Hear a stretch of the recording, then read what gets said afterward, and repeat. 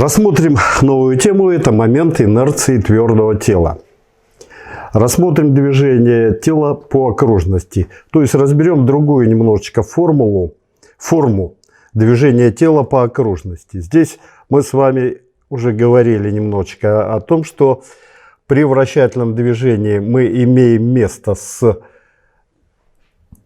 встречаемся с нормальным или центростремительным ускорением, которое показывает изменение скорости по направлению, и тангенциальное ускорение, тангенциальное которое характеризует изменение скорости по модулю. А стало быть, можно рассмотреть два случая записи второго закона Ньютона, когда тело движется с постоянной скоростью. Это назовем нормальная составляющая силы, это масса умножить на нормальное ускорение, и тангенциальная составляющая силы, это масса умножить на тангенциальное ускорение. Вот. Особенность такого движения заключается в том, что центр масс движется, скажем, шар скатывается с наклонной плоскости или цилиндр, который. Два вида движения. Это каждая точка участвует во вращательном движении, любую точку взять на шаре или на цилиндре.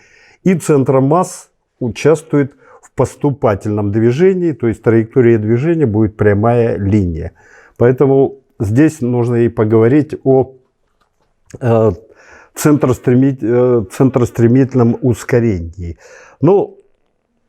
Мы уже это делали, тангенциальное будет равно эпсилон умножить на r. Эту формулу получали, это связь тангенциального ускорения с угловым ускорением.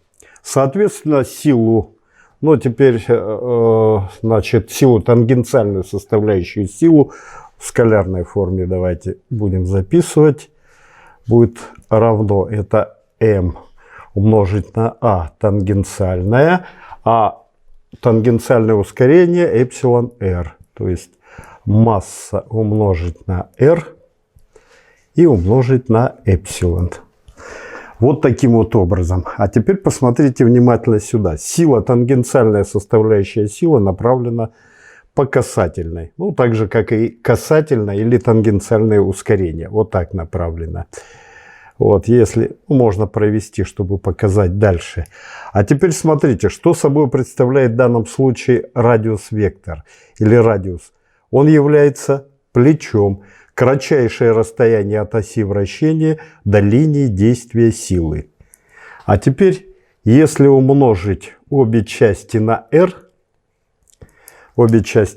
то мы получаем, я полностью распишу, f тангенциальное умножить на r равно, а здесь получается m умножить на r в квадрате и умножить на эпсилон. Вот что получилось. Теперь сюда смотрим.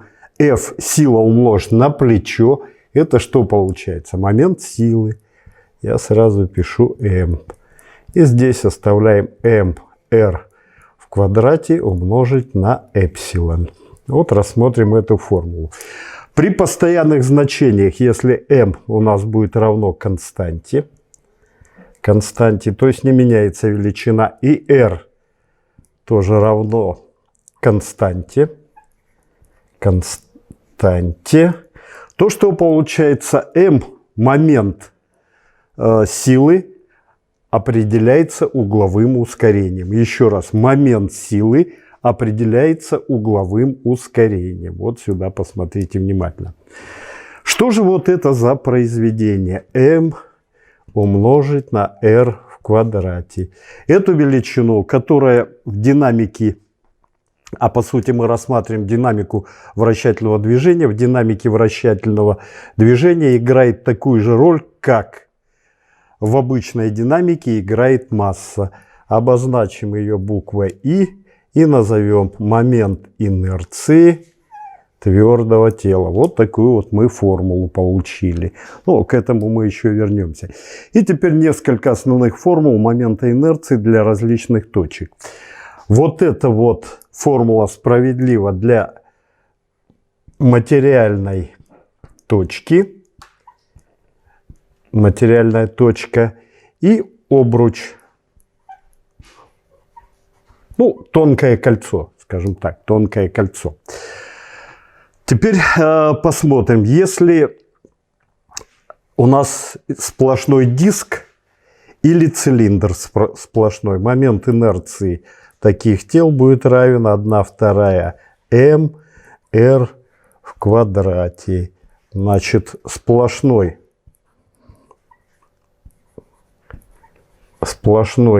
диск, цилиндр.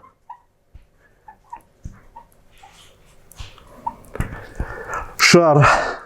Если у нас шар имеется, для шара эти формулы нужно просто выучить.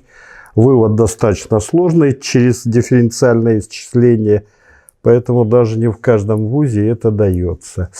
Это шар, сплошной шар. Это шар.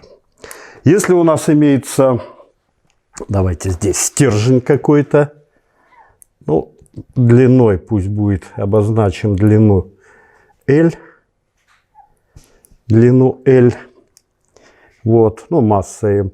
Если ось вращения проходит через центр, вот, давайте вот так, O1, ось вращения, то есть вот таким вот образом вращается, то момент инерции этого стержня равен 1/12 mL в квадрате.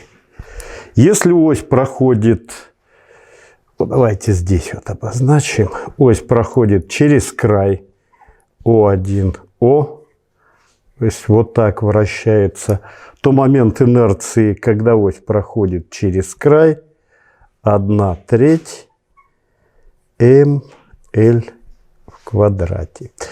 Вот основные формулы. Значит, это для материальной точки тонкого обруча, допустим, ну, обруч обыкновенный.